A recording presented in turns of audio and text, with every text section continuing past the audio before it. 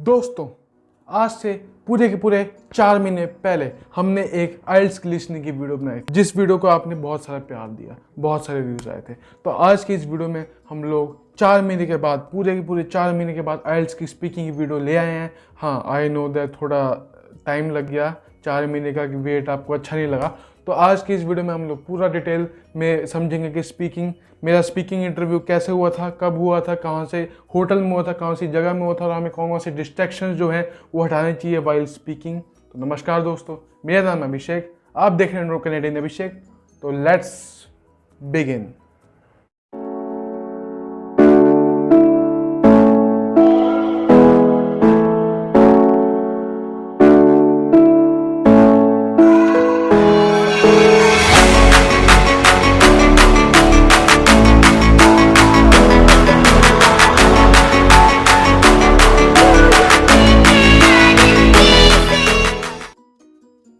IELTS is all about concentration and presence. अगर आपकी आइल्स में कंसंट्रेशन रही तो आपके जो बैंड्स हैं वो बहुत अच्छे आएंगे, और अगर नहीं रही कोई भी मॉड्यूल में, जैसे कि रीडिंग हो, राइटिंग हो, लिसनिंग हो, स्पीकिंग हो, कोई भी मॉड्यूल में अगर नहीं रही तो आपके बैंड्स बहुत कम आएंगे। फिर आप ये मत कहना पापा के सामने कि अरे पापा जी मेरी कंसंट्रेशन नहीं रही थी, मैं नर्वस हो गया था तो मेरे को माफ़ कर दीजिए। तो पापा आपको ऐसे छोड़ेंगे नहीं, सीधा चपेट मारेंगे, वो भी पुट्ठे हाथ,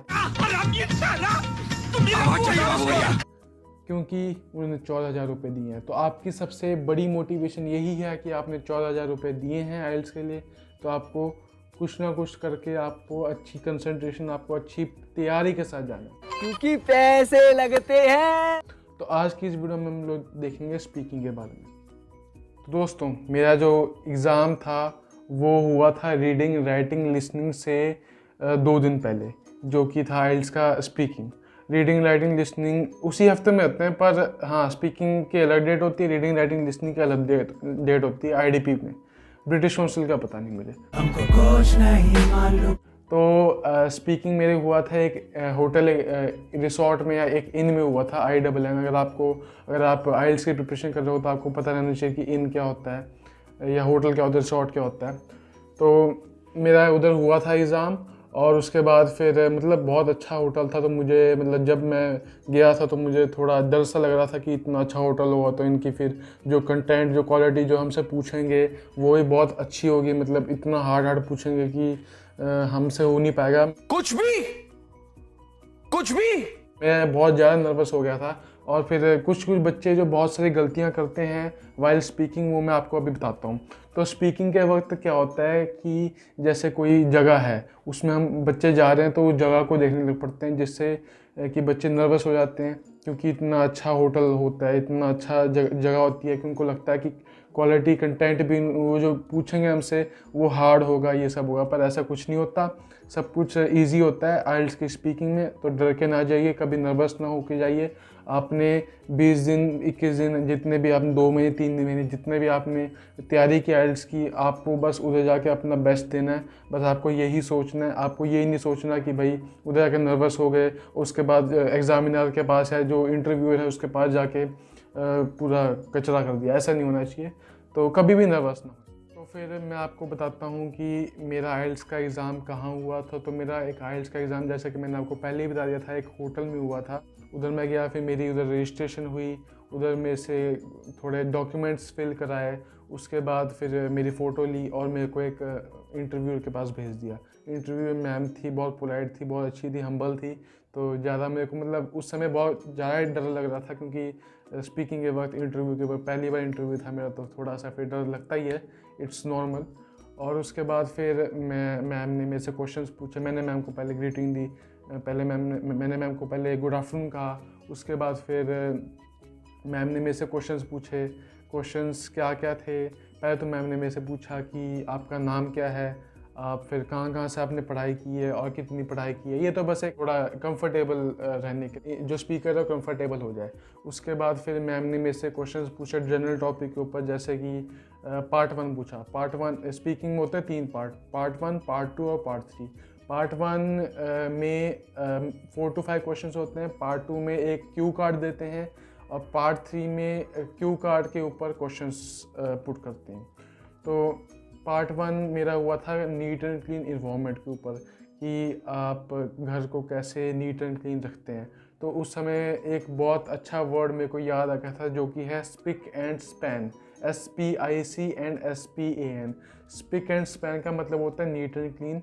जैसा कि मैंने आइल्स की राइटिंग जब करता था, जब मैं नए नए वर्ड सीखता था, तो उसमें से एक स्पिक एंड स्पैन का जैसा वर्ड भी मैंने सीख लिया था, जो कि मेरे को यहाँ पे बहुत ज़्यादा यूज़फुल रहा। तो इसलिए कोई भी जो पढ़ी हुई चीज़ है वो कभी वेस्ट नहीं जाती। तो नीट एंड क्लीन एनवायरनमेंट के ऊपर पूछा मैम ने, और पूछा था कि मेरे से कि आप अपनी सोसाइटी को कितना नीट एंड क्लीन रखते हैं। और तीसरी क्वेश्चन पूछा मेरे से कि अगर आप कोई चीज़ को उठाते हैं तो आप उसको दोबारा से उधर ही रखते हैं नहीं। तो मैंने बोला यस मैम, मेरे फादर ने मेरे को बचपन से सिखाया है कि ऐसी कोई भी चीज़ एक जगह से उठाओ तो प्रॉपर उसी जगह रख दो, नहीं तो फिर बाद में मिलने में प्रॉब्लम हो जाती है। उसके बाद मैम ने फिर पार्ट 2 जब आया तो मैम ने मेरे सामने क्यू कार्ड रख दिया। एक और बात बताना चाहूँगा मैं पार्ट 1 में, कि आप पार्ट 1 में जैसे एक क्वेश्चन हम पूछ लेते हैं, उसके बाद डायरेक्टली आप शुरू कर दो, कोई सोच विचार मत करना, आपको जितना भी आता है शुरू कर दो। बस आपकी बस वो एक इंग्लिश देखेंगे, आपकी नॉलेज नहीं देखेंगे। आपको ये नहीं देखना कि हाँ भाई मेरे को उस टॉपिक के ऊपर नॉलेज नहीं है तो मैं क्या बोलूँगा, आपकी बस इंग्लिश देखेंगे। आपने कुछ और भी बोल दिया हो ना, तब भी आपको आपके मार्क्स को काटेंगे नहीं, पर आपकी इंग्लिश देखेंगे, आप कौन कौन से वोकैबलरीज यूज़ कर रहे हो, कौन कौन से वर्ड यूज़ कर रहे हो, कौन कौन से ग्रामेटिकल मिस्टेक तो नहीं हो रही आपकी, या फ्लुएंसी की आपकी, तो आप पूरा फ्लुएंट रहें। और जो क्वेश्चन का जो आंसर है, जैसे पार्ट 1 में जो क्वेश्चन दे दिया है, या पार्ट 3 में, पार्ट 2 की बात नहीं करता, पार्ट 1 और पार्ट 3 में जो क्वेश्चन मैम ने पूछ लिया, उसके डायरेक्ट बाद आप शुरू कर दें उसका आंसर देना। और वो आंसर होना चाहिए विदिन 20 to 25 सेकेंड्स के अंदर आपको आंसर्स दे देना है। और दूसरी बात ये है कि अगर आपने एक क्वेश्चन पूछते हैं व्हाट इज़ योर नेम, या आप कहाँ पे पढ़ते थे, तो आपको इसका आंसर नहीं देना कि मैं इस स्कूल में पढ़ता था। आपको ये आंसर तो देना ही है कि मैं स्कूल में पढ़ता था, पर मैं स्कूल में ये पढ़ता था, मेरे को ये सब्जेक्ट अच्छे लगते थे। थोड़ा एलैबोरेट कर दोगे 20 to 25 सेकेंड के बीच में, तो आपकी इमेज भी अच्छी होगी, आपका मार्क्स भी अच्छे आ सकते हैं। और 7 बैंड प्लस की स्ट्रेटेजी बता रहा हूँ मैं। तो मेरा जो सेकंड पार्ट था वो था कि कोई आप जू या वाइल्ड लाइफ सेंचुरीज़ में आपने कोई सफारी तो नहीं की, या आप कभी गए हो। तो यस मैंने, फिर उसके जो क्यू कार्ड है उसके ऊपर हमें 2 मिनट बोलना होता है। 2 मिनट आपको पहले 1 मिनट का जो है प्रिपेयर करने के लिए दे देंगे स्पीच, या आपको पेन और पेपर पकड़ा देंगे और आपको उसमें अपनी नोट्स बनाने हैं जल्दी जल्दी 1 मिनट के अंदर, जिससे कि आप जब अपनी 2 मिनट की स्पीच बोल रहे हो तो आप उसको दे के बोल पाएँ, या बिना देखे आपको याद हो जाता है। मतलब 1 मिनट में 2 मिनट की स्पीच अगर आपको बोलनी है तो आप 1 मिनट नोट्स बनाने में आपको लगेंगे, ठीक है। और आपको जल्दी जल्दी बनाने हैं, ठीक है, कि धीरे धीरे बना दो, ऐसे ऐसे नहीं करना, आपको वो भी मैं बता दूँ। तो गाइस, जैसा कि आपको यहाँ पे दिख रहा है कि यहाँ पे पेपर है और एक पेन है, तो आपको आइल्स के एग्ज़ाम में भी ऐसे कुछ मिलता है। आपको बस इसकी जगह कॉपी मिल जाएगी और इसकी जगह पेंसिल या पेन कुछ भी मिल सकता है। तो हमें क्या करना होता है, जैसा कि मैंने आपको पहले ही बताया था कि मुझे मिला था use and wild life centuries के ऊपर, कि आप कभी विज़िट किए हो या नहीं किए हो। तो दूसरे बच्चे क्या करेंगे, पूरा स्क्रिप्ट लिखने लग पड़ेंगे। 2 मिनट की होती है वैसे स्क्रिप्ट, ठीक है, पूरी स्क्रिप्ट लिखने लग पड़ेंगे 1 मिनट के लिए पूरी स्क्रिप्ट। तो ऐसा नहीं है, इससे आपका जो है टाइम वेस्ट होगा। तो आपको क्या करना है, आपको use and wild life centuries के ऊपर एग्जांपल दिखा देता हूँ कि कैसे करना है। जैसे कि आपको नोट मेकिंग करनी है। नोट मेकिंग आपने 11th एंड 12th क्लास में तो की ही होगी, आपके एज अ टॉपिक होता था। तो जिसने नहीं की वो सीख ले नोट मेकिंग, क्योंकि आपको विदिन 1 मिनट नोट बनाने होते हैं। तो 1 मिनट में नोट कैसे बनेंगे, 1 मिनट में नोट तभी बनेंगे जब आपको नोट मेकिंग आती है, ठीक है। ऐसे नहीं कि पूरी आपको स्क्रिप्ट लिख देनी है, ऐसे लिख देनी है, उसको पढ़ के बोल देना, ये बहुत गलत तरीका हो गया और ये इससे आपका टाइम वेस्ट भी होगा। तो आपको कैसे करना है मैं बताता हूँ। अब आपको 1 मिनट में पूरी स्क्रिप्ट लिखनी है। यस, 1 मिनट में स्क्रिप्ट लिखनी है। जैसे कि मैं ज़ू का टॉपिक लेता हूँ, तो आपको लेना है पहले ज़ू, ठीक है। कौन से ज़ू में गए हो, जैसे कि मैं गया था कोई भी ज़ू का नाम लिख दो। अगर कोई नाम भी याद नहीं आ रहा ना, तो आप कोई ज़ू में नहीं गए तब भी उसका कोई भी XYZ ज़ू करके आप लिख दो, ठीक है। XYZ ज़ू मतलब ऐसे नहीं कि बोलना कि XYZ ज़ू, पर किसी का भी नाम, जैसे कान्हा नेशनल पार्क बोल दो, है तो मतलब इंडिया की दूसरी जगहों में, पर आप कोई भी जू बोल दो, ठीक है, ये आपके बस इंग्लिश देखेंगे, आपकी नॉलेज नहीं देखेंगे कौन से जू में कौन से एनिमल मिलते हैं, ऐसा कुछ नहीं है। तो मैं गया था नेहरू जूलॉजिकल पार्क, ठीक है, ये भी मैंने बहुत ज़्यादा लिख दिया, आपको नहीं लिखना, आपको लिखना नेहरू, NEHRU। अब आप कभी ना कभी गए होंगे, इसलिए आपको पता चल जाएगा, हाँ भाई ये नेहरू जूलॉजिकल पार्क है। फिर इसमें डैश कर दो, डैश कर दिया, उसके बाद आप लिखोगे नेहरू जूलॉजिकल पार्क के बाद एनिमल्स कौन कौन से मिले थे, एनिमल्स लिख दो, ठीक है, कोई भी नाम लिख दो, चीता लिख दो, जो जो आपको नाम याद आ जाए, बर्ड लिख दो, कैट लिख दो, ठीक है, कुछ भी लिख दो। फिर वहाँ के ओनर से मैं मिला था, वहाँ पे कितनी कॉस्टिंग लगती है, ठीक है, वहाँ पे ऐसे आप एब्रीविएशन बना सकते हो कि नो, ऐसे नो हो गया, नो गिविंग फूड, ऐसे गिविंग फूड कि हम लोग नहीं दे सकते, वो ही लोग देंगे, ऐसे करके आपको याद आ जाएगा। जब जब आप देखते रहोगे इसको तब तब आपको याद आता रहेगा, और अपनी एज आप स्पीच जो है बना सकते हो, ठीक है। या फिर आप बोल सकते हो वहाँ के जो वर्कर्स थे वो पोलाइट थे, ठीक है। उसके बाद फिर आप लिख सकते हो कि मेरे को ज़ू बहुत क्लीन लगा, ऐसे ओवरऑल में, ठीक है। तो आप ऐसी स्पीच जल्दी जल्दी बना सकते हो, ये विद इन 1 मिनट बन जाएगी, ठीक है, 1 मिनट बन जाएगी। अब जब आप देख के बोलोगे नेहरू जूलॉजिकल पार्क में गया था, उधर एनिमल्स बहुत अच्छे मिले, चीता था, बर्ड थी, कैट था, ओनर बहुत अच्छे थे, कॉस्ट इसकी ये थी, फिर इस पर फूड नहीं दे सकते हम लोग, उन लोगों के देने वर्कर्स थे, पोलाइट थे, और जू क्लीन था, ऐसे ऐसे करके आप मतलब आप एक अपना मतलब पूरी स्क्रिप्ट बना सकते हो, जिससे कि आप बहुत जल्दी सीख जाओ। नेक्स्ट पार्ट, जैसा कि मैंने आपको बता ही दिया कि नोट मेकिंग, जब नोट्स लिख रहे हो आप, तो कैसे आपको जल्दी जल्दी आप नोट लिख सकते हैं विद इन 1 मिनट। अगर आप कोई आप अपने बड़ी सी स्पीच बना रहे हो 2 मिनट की, तो आप जल्दी जल्दी लिखने के लिए कौन से नोट मेकिंग, जैसे आपने 12th में सीखा होगा नोट मेकिंग 11th-12th में, तो आप उसको भी यूज़ कर सकते हैं, उसमें शॉर्ट वर्ड्स यूज़ करें, फिर आप जब स्पीच बोल रहे हो तो इसको एलेबोरेट कर दीजिए। मैंने आपको अभी पिछले क्लिप में दिखाई दिया था, आपको सिखाई दिया था।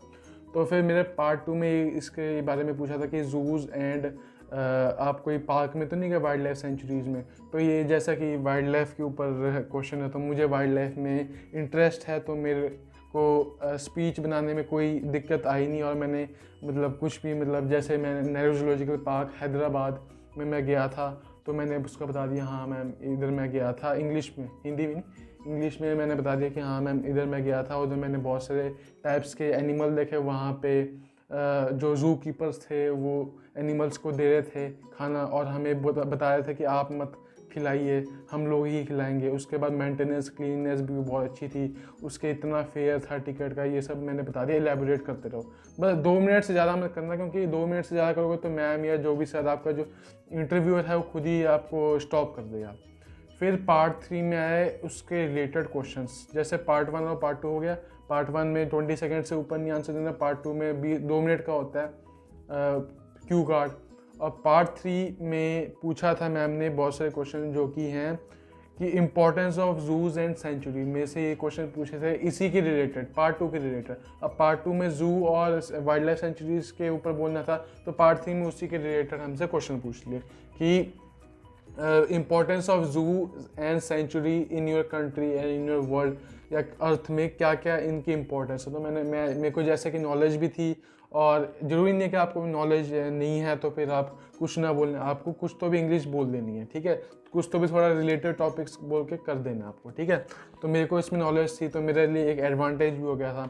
तो मेरे को इम्पोर्टेंस ऑफ जू बोल दिया मैंने कि यस मैम, इसमें हम लोग एक एज अ टूरिज़्म बढ़ता है इससे, कि जूज़ में फिर लोग आएंगे, जितना अच्छा जू होगा तो उतने ज़्यादा लोग आएंगे, और लोगों को एनिमल्स के ऊपर जानकारी बढ़ेगी, और कंजर्वेशन प्रोजेक्ट्स बढ़ेंगे एनिमल्स के, जो आजकल वल्नरेबल और एक्सटिंक्ट स्पीशीज़ हो रही हैं, उसको जू में कैप्ट मतलब रखा भी जा सकता है एज ए प्रोटेक्शन।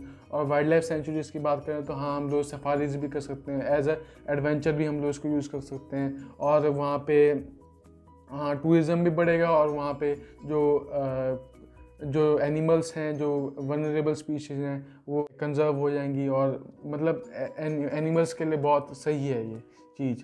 और उसके बाद मैम ने पूछा था गवर्नमेंट और हमारा रोल क्या क्या है विजिटिंग दो सेंचुरी। अगर हम लोग इस सेंचुरीज या इस जू में विजिट करते हैं तो हमारा क्या रोल है कि हमें कितना मतलब साफ़ सफाई रखनी है वो सब। तो गवर्नमेंट का तो मैंने बता दिया था कि हाँ गवर्नमेंट फंडिंग्स करती है इन सब के लिए, तो इसलिए है। और हमारा रोल है कि हमें इसको ख़राब नहीं करना और हमें नेचर से मतलब नेचर को से खिलवाड़ नहीं करनी, क्योंकि एक फूड चेन चलती है, एक साइकिल चलती है। अगर एनिमल्स नहीं होंगे तो हम लोग भी नहीं होंगे। तो ऐसे करके मैम ने क्वेश्चन पूछा। उसके बाद फिर okay this is your end of the test, और ऐसे टेस्ट का एंड करके मैम ने फिर बोला okay you will get TRF after 13 days और आफ्टर 21 डेज़, ऐसे बोल के रिज़ल्ट बोल के ऐसे बोल के ओके बाय। मैंने बोला थैंक यू मैम, ऐसे करके चले गया। फिर उधर के उसके बाद फिर ये हो गया था मेरा स्पीकिंग का। तो स्पीकिंग में से ये क्वेश्चन पूछे थे और ज़्यादातर मतलब ऐसा नहीं है कि केवल जूस के ऊपर ही क्वेश्चन पूछेंगे, वाइल्ड लाइफ सेंचुरीज़ के ऊपर ही पूछेंगे। मैंने एक मेरा दोस्त था उसको इंडस्ट्रीज़ को पूछ लिया था कि स्मॉल स्केल इंडस्ट्री और लार्ज स्केल इंडस्ट्रीज़ में डिफरेंस बता दो, या आपने कोई आपको बर्थडे प्रेजेंट मिला हो उसके ऊपर आप बता सकती हैं। तो ऐसे बहुत सारे टॉपिक्स हैं। तो यही था इस वीडियो में। अगर आपको वीडियो अच्छी लगती है तो लाइक कर देना, शेयर कर देना, सब्सक्राइब कर देना मेरे चैनल को। और अगर आपने थोड़ा सा भी इधर कुछ सीखा हो तो बस मुझे सपोर्ट कर देना।